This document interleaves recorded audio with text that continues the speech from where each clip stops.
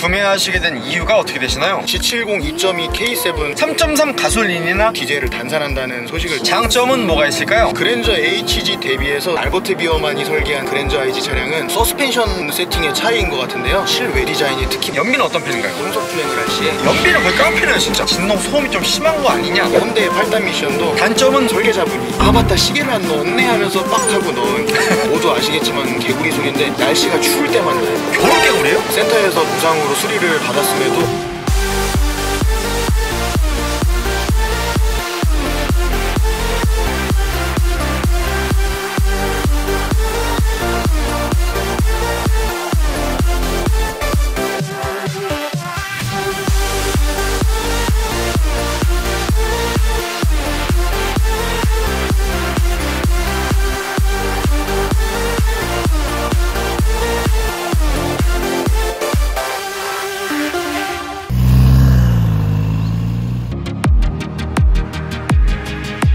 형님들 안녕하세요, 현기사입니다. 1세대 모델이 1986년에 최초로 출시가 됐을 만큼 유서 깊은 역사와 전통을 간직한 현대자동차의 플래그십 준대형 세단, 바로 그랜저 IG입니다. 혁신적인 디자인과 풍부한 장점을 바탕으로 6세대 그랜저 IG 구매를 고민하시는 분들이 굉장히 많으실 텐데요. 그래서 그랜저 IG 차주분을 만나러 충청부터 청주시에 도착했습니다. 가볍게 자기소개 한번 부탁드릴게요. 안녕하세요. 저는 충북 청주에 거주하고 있는 그림 그리고 있는 일을 하는 37살 박재순이라고 합니다. 그리고 그랜저 IG의 차주이고요. 이번에 EV6 GT라인 출고를 앞두고 그동안 운행하면서 만족도가 높았던 이 차량을 한기사님과 구독자분들께 소개해드리고 싶어서 신청해서 나오게 됐습니다. 이 차량의 소개 좀 부탁드릴게요. 이 차량은 2019년식 그랜저 IG 모델이고요. 그랜저의 마지막 디젤 엔진을 얹은 모델입니다. 그리고 트림은 프리미엄 스페셜 트림의 풀옵션 차량입니다. 이 차량 신차로 구매하신 건가요? 예, 단종되던 마지막 달에 계약을 해서 바로 출고받을 수 있었던 차량입니다. 구매는 언제 하신 건가요? 18년 9월 10일날 계약을 했고요. 바로 출고를 몇 주 안에 받았습니다. 구매 가격은 어떻게 되나요? 옵션을 포함한 차량 가격이 4,400만원 정도였고요. 취등록세 포함해서 4,600만원가량 들어갔습니다. 현재 총 주행거리는 어떻게 되나요? 지금 11만 6천 킬로미터를 타고 있습니다. 그 전에 타시던 차는 어떤 차 타셨나요? 제가 군대를 전역해서 처음으로 뽑았던 차는 2008년식 로체 이노베이션 차량이었고, 그 후에는 프라이드 2세대 모델을 잠시 타다가 출퇴근용으로 i30 2세대 모델을 이용했었고요. 회사 차량으로 그랜저 HG 300 모델을 이제 근무 중에 이용을 했고, 지금은 그랜저 IG와 소렌토 하이브리드를 동시에 보유 중이고, 이제 곧 EV6 GT 라인을 출고를 앞두고 있는 상황입니다.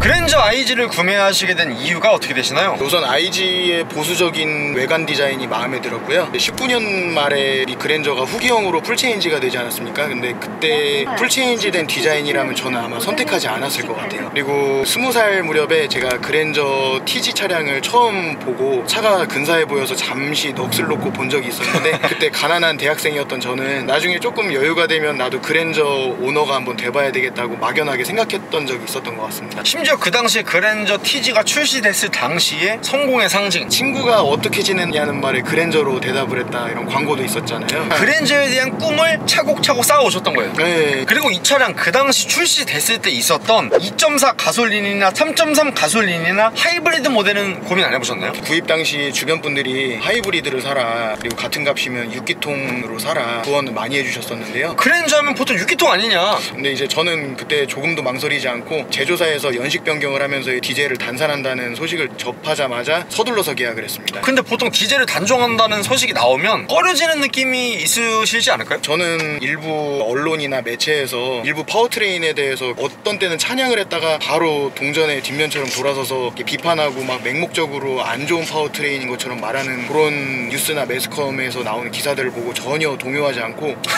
그때 당시에 고속주행을 워낙 많이 했기 때문에 제 라이프 스타일에 맞는 차를 사는 게 맞다고 생각하고, 저한테는 디젤이 가장 적합하다고 제가 생각을 했기 때문에 망설이지 않고 출고를 했습니다. 그리고 차주님께서 최상위 트림인 프리미엄 스페셜 트림에다가 완전 풀옵션 모델로 구매를 하셨는데 이렇게 선택하신 이유 있을까요? 저의 자동차 소비 기준은 중고차보다는 새 차를 선호하고 풀옵션을 선호하는 편인데요. 2008년도에 제가 기아의 로체 이노베이션 차량을 예산이 부족한 상태로 깡통 차량을 출고했었는데, 빠져있는 옵션들에 대한 아쉬움 때문에 애프터마켓을 많이 전전했던 그런 안 좋은 기억이 있어서 옵션이 없어서 못 쓰는 쓰는 것과 있는데 안 쓰는 거는 차이가 크다고 생각하기 때문에 굉장히 천지 차이예요. 네, 전 항상 풀옵션 차량을 선호합니다. 그랜저 IG와 동시에 구매를 고민했던 차량이 어떤 게 있을까요? G70 2.2 디젤 모델과 형제차 K7 디젤 모델을 같이 고민했었습니다. 근데 이제 G70은 아시다시피 후륜 베이스이다 보니까 애기가 둘인 제 입장에서는 뒷공간이 좀 협소하다고 느껴져서 배제했고, K7 디젤 차량 같은 경우는 그랜저 IG 디젤보다 늦게 단산을 했잖아요. 그러면서 이제 태우는 LNT 방식에서 요소수를 넣는 SCR 방식으로 바뀌게 되면서 저는 좀 요소수 넣는 방식을 선호하지 않아서 배제하게 됐습니다. 그랜저 IG의 장점은 뭐가 있을까요? 그랜저 HG 모델 대비해서 스포츠성을 띈 주행 질감을 일단 꼽고 싶습니다. 왜냐면은 출고형 타이어가 미쉐린 프라이머시인 걸 보면 이 설계자가 어떤 의도로 이 차를 설계했는지 그 의도가 좀 전달되는 것 같고요. 그랜저 IG를 설계한 사람이 이제 알버트 비어만이라고 했을 때 그 부분이 조금 이해도 가는 것 같습니다. 무슨 이유예요? 이분이 지금 독일에서 워낙 오래 유수의 자동차 브랜드들을 이렇게 설계를 하셨던 분이기 때문에 말랑말랑한 그런 주행 질감의 그 사장님들이 타는 그런 느낌의 그랜저를 그동안 출시했다면, 이게 알버트 비어만이 설계한 이 그랜저 IG 차량은 조금 젊은 애기 아빠가 타는, 아니면은 애기 아빠가 아니더라도 좀 30대나 20대도 충분히 소화해낼 수 있는 그런 차로 설계를 해주셨지 않나, 그런 생각이 좀 들고 있습니다. 또 다른 장점은 뭐가 있을까요? 이 차는 저는 실외 디자인이 특히 마음에 듭니다. 요즘 나오는 K8이나 그랜저 같은 차량들 보면 찡끗! 네, 그 브라운, 그리고 로보캅도 있고요. 말씀하신 로보캅, 정말 저는 아직도 미래에서 온 친구들인 것 같아서 내가 조금 과거에 있구나라는 생각이 들기도 하고요. 근데 이 그랜저 IG는 첫인상이 좀 정우성 같지 않나요? 네?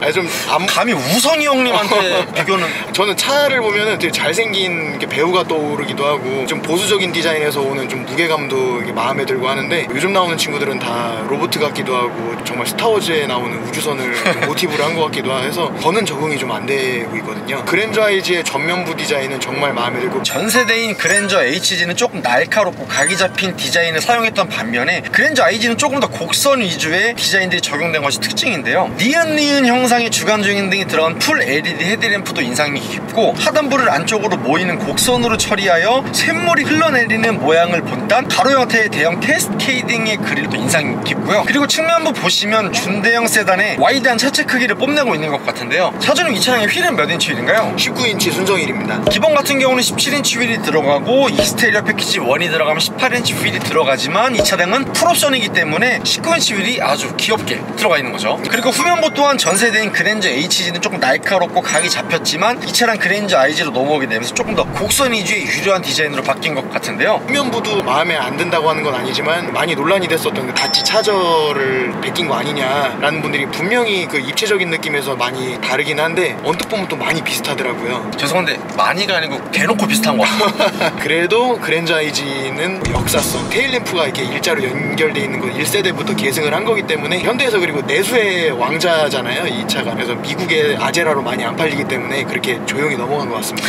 준대형 세단의 왕좌를 지키고 있는 그랜저라는 레터링이 정중앙에 아주 웅장하게 자리를 잡고 있고요. 하단부의 듀얼 머플러가 후면부의 디자인의 안정감을 완성을 해주는 것 같아요. 이 실내로 넘어와서 센터페시아의 레이아웃을 장점으로 들고 싶은데요. 언뜻 보면 보급형 벤츠나 BMW의 느낌이 나지 않습니까? 예? 이 버튼의 배열이라든가 이 수납함의 이런 소재라든가 벤츠나 BMW를 많이 벤치마크한 느낌이 좀 들어서 이 그랜저에서 조금 대리만족을 하실 수 있지 않나. 적당히 고급지면서 적당히 직관적이면서 적당히 여러 가지를 다 만족시켜줄 수 있는 아날로그적인 이런 분리 버튼들과 이런 요소들이 저는 장점이 좀 더 크다고 보고 있습니다. 그리고 파노라마 썬루프의 개방감도 엄청나고요. 이 차량 기본 같은 경우는 8개의 스피커가 들어가는데 JBL 사운드가 들어갔기 때문에 12개의 스피커가 이 차량의 사운드를 조금 더 웅장함을 더해주는 것 같아요. 사실 이 차량 디젤 엔진이기 때문에 연비는 꽤나 메리트가 있을 것 같거든요. 이 차량 연비는 어떤 편인가요? 80에서 100 정도로 항속 주행을 할 시에 연비가 20km 정도 나오는 편이고요. 시내 주행은 정말 막히는 곳은 9km가 나올 때도 있고, 조금 덜 막힌다 싶으면 12km 정도 나오고 있습니다. 그리고 항속 주행 시에 도로 노면 상태가 오르막이 아니거나 좀 평지이거나 내리막일 경우에 정말 잘 나올 때는 25km까지도 제가 본 적이 있습니다. 심지어 차주님 저희가 여기 일반 국도에서 왔다 갔다 천천히 그냥 가고 있잖아요. 연비 지금 23.8 찍혀있거든요. 예, 길이 오늘 그래도 쾌적한 편이어서, 또 특히나 우리 한 기사님께서 타셔서 그런지 차가 알아보고 연비를 더 잘 이렇게 뽐내고 있는 것 같아요. 그럼 차주님의 운전 스타일은 평소에 좀 어떤 편인가요? 결혼 전에는 그래도 조금 속도를 내는 편이었는데요. 아이가 둘 생기고 이제 저도 나이를 조금 먹다 보니까 그래도 조금 배려 운전, 양보 운전 하는 편이고. 그럼 차주님께서 일반 공도랑 고속도로 항속주행 운행 비율은 몇 대 몇 정도 될까요? 뻥 뚫린 국도나 고속도로를 타는 비율이 70%고 좀 막히는 도로는 20에서 30% 정도 되는 것 같습니다. 차주님께서 약 12만 킬로를 현재까지 주행 중이신데 복합 평균 연비는 몇 정도라고 볼 수 있을까요? 복합 연비는 한 17.5에서 18km 정도 되는 것 같습니다. 이야, 연비는 거의 깡패네요 진짜. 네, 연비가 좋은 편입니다. 이 차량 2.2 디젤 엔진에다가 19인치 휠 기준으로 공인연비가 약 14.1km로 알고 있는데 그 공인연비보다 조금 더 상회하는 아주 좋은 연비를 뽐내주고 있네요. 저는 주유 습관이 보통 100km 미만 정도 주행거리가 남았을 때 가득 주유하는 편이고요. 요즘 기름값 1,700원 기준으로 가득 주유를 하면 9만원 중후반 정도의 금액이 나오는 편입니다. 그럼 그렇게 가득 넣으셨을 때 계기판 트립상 총 주행 가는 거리는 몇 킬로 정도 나오나요? 계기판상에는 1070에서 1100까지는 올라가는데 사실 실질적으로는 그렇게는 못하고 에어컨이나 이제 히터도 틀고 열선도 틀고 하다 보면 약간은 에너지 손실이 있어서 한 800에서 850km 정도 타는 것 같습니다. 또 다른 장점은 요소수를 넣지 않는 게 이 그랜저 IG 2.2 디젤 모델의 장점인데요. 근래에 해외에서 전쟁도 하고 하다 보니 경유값도 휘발유값 못지않게 많이 올랐잖아요. 거기다가 요소수까지 넣게 되면 가격 메리트가 조금 더 떨어진다고 생각을 하기 때문에 요소수를 안 넣는 건 이 그랜저 IG 2.2 디젤의 큰 장점이라고 생각합니다. 근데 K7 같은 경우는 요소수 넣나요? K7은 이제 연식 변경을 하면서 환경 규제에 대응을 해야 되다 보니까 SCR 방식을 개발을 해서 넣은 것 같습니다. 차주님, 이 차량이 현대자동차의 R엔진 굉장히 내구성도 좋고 뛰어나고 우수하다는 평가가 있는 것도 사실이긴 하지만 그래도 디젤 엔진이기 때문에 진동 소음이 좀 심한 거 아니냐라는 의구시민들이 좀 많으실 것 같은데 어떤가요? 일단 우리 한 기사님께서 제 차를 타보시니까 객관적으로 느껴지시는 느낌이 어떠신가요? 솔직하게 얘기해드려요? 네, 정차 시에는 좀 소음이 있는 것 같은데 주행 시에는 소음이 크게 느껴지지 않는 것 같아요. 네, 맞습니다. 이 차량은 특히나 상용 구간에서 응답 속도나 이런 것들이 휘발유 차 대비 그렇게 느리지도 않고 신차 때만큼은 아니지만 지금도 많이 정숙한 편이고, 그리고 제 차를 차에 대해서 조금 잘 아시지 못하는 분이 제 차를 타시게 되면 가끔 제가 이 차 경유차라고 말을 하면은 경유차였냐 하고 놀라시는 분들도 더러 계십니다. 그리고 2.2 R엔진은 완성도가 높아서 G80이나 G70, 소렌토, 산타페, 카니발 등 많이 공유됐었거나 지금도 공유되고 있는 엔진인데요. 뭐 감히 비교 대상은 아니지만 5 시리즈의 디젤 엔진과 ZF 미션이 명기라고들 많은 분들이 말씀하시잖아요. 근데 감히 그만큼은 아니지만 이 그랜저 IG 2.2L 디젤 엔진과 이 현대의 8단 미션도 최적의 세팅이라고 저는 보고 있기 때문에 저는 이 차를 감히 명기라고 말씀드릴 수 있겠습니다. 죄송한데 디젤의 제왕인 BMW 5 시리즈 디젤 엔진과 ZF 8단 미션의 조합에 지금 감히 빗대시는 거예요? 제가 감히 비교할 수 있는 이유 중에 하나는 가격을 보시면 이 가격에 이 정도 광활한 공간과 이 정도 주행 질감 그리고 이런 옵션 비빌만 하다고 생각합니다. 가격 말씀하셨을 때 바로 채찍 내려갔어요. 바로 이해가 됐어요. 그리고 앞면과 앞 도어 모두 이중 접합 차압 유리가 적용이 되었기 때문에 네. 조금 더 정수성을 배가를 시켜줄 것 같아요. 그럼 차주님, 이 차량의 출력도 좀 마음에 드시나요? 네, 이 차량이 202마력에서 오는 이 출력이 제가 그렇게 달리는 편이 아니기 때문에 제 기준에서는 출력도 절대 나쁘지 않다고 생각하고 있습니다. 이 차량 4기통 싱글 터보 엔진에다가 202마력의 45토크, 특히나 디젤 차량이기 때문에 토크가 굉장히 높은 편이거든요. 그렇기 때문에 시내에서 주행을 하셨을 때 네. 부족함은 크게 느끼시진 않을 것 같아요. 네, 아까 말씀드린 대로 상용 구간에서 응답 속도가 그렇게 느리지가 않고 답답하거나 디젤차 특유의 굼뜸 현상은 전혀 느낀 적이 없습니다. 그럼 차주님께서 회사 차량으로 그랜저 HG도 운행을 해보셨고 이 차량 그랜저 IG도 운행을 거의 약 12만 킬로 정도 주행 중이신데 그랜저 HG와 그랜저 IG 간의 이 승차감의 차이가 좀 극명한가요? 서스펜션 세팅의 차이인 것 같은데요. 단단해진 하체에서 오는 고속주행의 안정성을 또 말씀드리고 싶은데요. 어차피 전륜 기반이다 보니까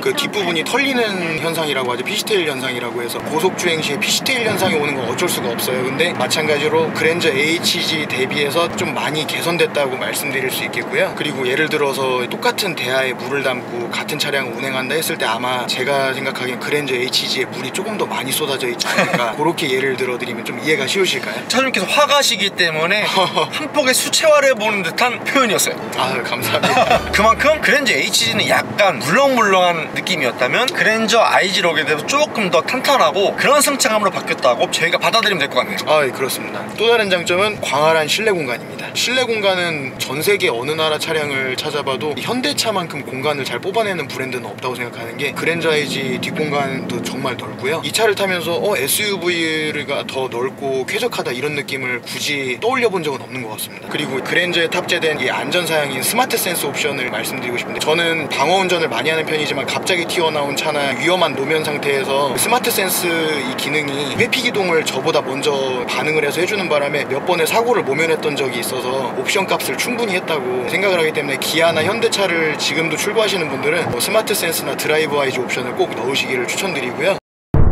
그랜저 IG의 단점은 뭐가 있을까요? 브레이크 용량이 차급에 비해서 좀 많이 부족하다고 느끼고요. 급제동할 때 차가 좀 밀렸던 경험이 있어서 조금 더 큰 용량의 브레이크를 넣어줬으면 어떨까. 그리고 캘리퍼 디자인이 정말 마음에 안 드는데요. 왜요? 그래도 그랜저 IG는 아슬란 형이 집을 나가는 바람에 현대자동차의 IG가 출시됐을 때 이제 맏형을 IG가 넘겨받았잖아요. 그래도 현대의 기함인 그랜저면은 캘리퍼 디자인을 조금 블록 형태나 좀 더 예쁜 걸 넣어주셨으면 어땠을까. 또 다른 단점은 모두 아시겠지만 이 핸들에서 나는 개구리 소리인데, 제 차는 날씨가 추울 때만 나요, 이 개구리 소리가. 겨울 개구리요? 그런 것 같습니다. 이게 좀 변종 개구리인 것 같은데요. 날씨가 추우면 이제 이런 뭐 핸들에 있는 오일류나 작용에 의해서 소리가 나는 원리는 모르겠지만, 제 차는 겨울에만 개구리나 귀뚜라미 비슷한 소리가 나고 있습니다. 개구리 소리가 핸들을 반경을 막 크게 돌렸을 때 소리가 나는 건가요? 주행 시에는 잘 안 나고요. 이제 아침 최초의 냉간 시에 주차장에서 차를 뺄 때 이제 제자리에서 핸들을 조향하거나 좁은 구간에서 움직일 때 그때만 소리가 나지, 제가 뽑기를 잘했을 수도 있는 게, 다른 분들은 그냥 평상시에도 개굴개굴 하는데 제 차는 안 나요, 잘. 그 개구리가 겨울 개구리다 보니까 그러면 눈치는 있네요. 네, 착한 개구리를 만난 것 같습니다. 그래서 그 개구리 소리의 원인을 찾기 위해서 웜기어라고 하죠, 뭐 오무기어라고도 하는 그 부분부터 핸들을 뜯어서 MDPS 내부에 있는 모든 부품 다시 구리스 칠도 하고 다 했는데, 핸들을 센터에서 무상으로 수리를 받았음에도 개구리 소리는 다시 찾아옵니다. 현대 블렌즈에서 수리를 받았음에도 어김없이 결말되면 개구리 이 친구가 찾아오는 거네요. 그렇습니다. 그리고 실내로 넘어와서 그랜저 오너라면 누구나 한 번쯤은 느낄 수 있었던 이 시계의 위치와 이 센터페시아의 내비게이션의 이 프레임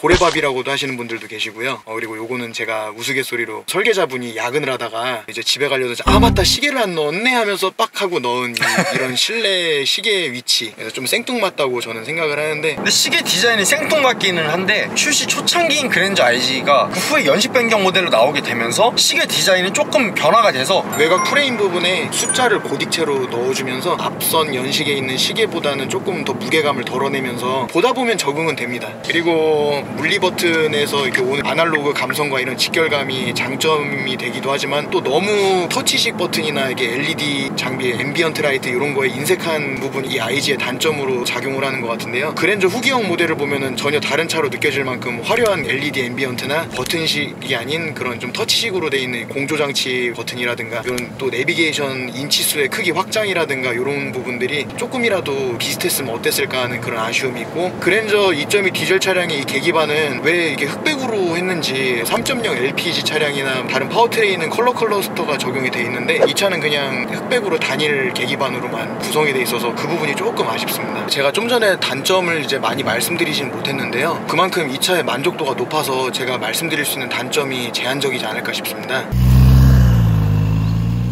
그랜저 IG 한 달 유지비는 어떻게 되나요? 보험료는 연간 60만원 정도 18년 무사고 기준 발생하는 것 같고요. 18년 동안 무사고 운전이신 거예요? 아 그렇습니다. 자동차세는 연간 50만원대 나가고 있고요. 그리고 한 달 평균 주행거리는 2000에서 2500km 정도 하고요. 시내와 고속도로 주행 비율이 시내 3, 고속도로 7 정도 이용하고 있습니다. 그렇게 운행했을 경우에 복합연비는 17.5km 정도 나오고 있습니다. 그리고 저는 주행 가는 거리가 100km 미만 남았을 때 주유소를 들려서 가득 넣는 편이고, 요즘 경유값이 한 1700원 정도 기준으로 했을 때 9만원 중후반 정도 넣는 것 같습니다. 그리고 가득 주유했을 경우에 트립상 주행 가는 거리는 1100km 가까이 나오는데, 실질적인 운행거리는 한 850km 정도고요. 한 달 주유비는 35만원에서 40만원 정도 넣고 있습니다. 그리고 엔진오일은 지금은 이제 보증수리가 끝나서 사설에서 한 12만원에서 15만원 선의 그 합성유를 넣고 있습니다. 타이어는 현재 금호 타이어 마제스티 9이 지금 장착되어 있고요. 출고 당시에 껴있던 미쉐린 프라이머시보다 기준보다는 조금 노면 접지력은 떨어지는 것 같은데 금액은 내차 기준 85만 원입니다. 그랜저 IG를 구매하신 걸 후회하시진 않나요? 단 한 번도 없었습니다. 물론 아예 없다면 거짓말이고 한때 잠깐 경유값이 휘발유값을 초월했던 적이 있었는데 그래도 효율이 높은 연비로 상수했었습니다. 마지막으로 하고 싶으신 말씀 있으실까요? 나쁜 파워트레인은 없다라는 말씀을 꼭 드리고 싶습니다. 특히나 지금 현재 소개해드리고 있는 디젤 차량 같은 경우에 많은 분들이 디젤은 경운기가 된다 뭐 아니면 뭐 뒷달 뭐 이렇게 좀 비속적인 말로 이렇게 표현하시는 분들이 계신데 BMW 같은 승용차만 만드는 자동차 브랜드도 앞으로 20년간은 디젤 파워트레인에 대한 단종 계획이 없다고 합니다. 그만큼 디젤이 배출가스나 이산화탄소 배출을 한다고 무조건 나쁜 파워트레인인 것처럼 얘기를 하는데 경유차는 그래도 앞으로 없어지려면은 꽤 많은 시간이 흘러야 되고 앞으로 사셔도 괜찮다고 자신 있게 말씀드릴 수 있습니다. 구독과 좋아요 살포시 부탁드리고요. 그리고 제가 차주 인터뷰 촬영을 위해 전국 방방곡곡 가고 있으니 아래에 있는 메일 주소로 출연 신청 부탁드리고요. 형님들 오늘도 좋은 하루 되세요.